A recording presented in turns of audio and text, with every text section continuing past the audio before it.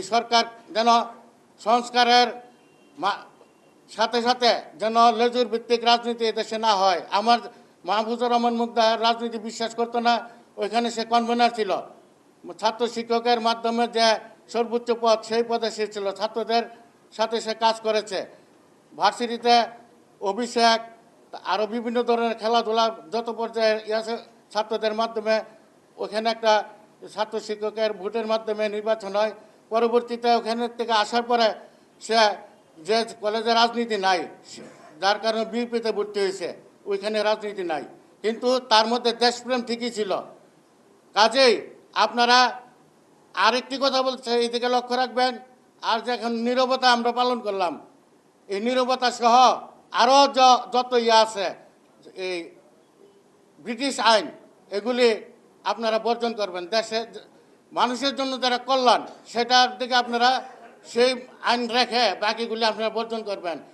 নীরবতা যে অনুষ্ঠান, এটার মাধ্যমে আমরা কি পাই?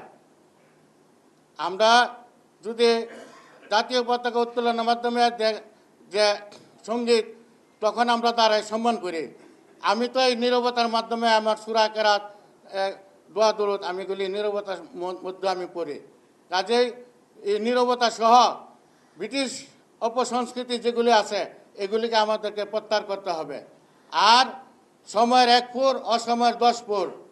এখন বর্তমানে আপনারা যে কাজ করবেন, বিগত দিনে আপনারা দেখছেন 90-এর আন্দোলনে 3 দলীয় জোটের রূপরেখা ছিল, কিন্তু সেই রূপরেখা কিন্তু শেষ পর্যন্ত টিকে নাই।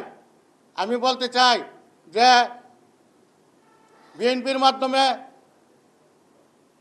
বিচারকের বয়স বৃদ্ধি বিতর্কিত করেছিল।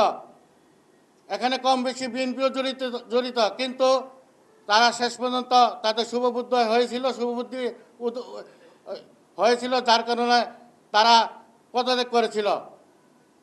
পরবর্তীতে ওইটাকে কৌশল করে ফ্যাসিস্ট সরকার শেখ হাসিনা পরবর্তীতে এটাকে আদালতের মাধ্যমে একদম নিশ্চিহ্ন করে দিয়েছে।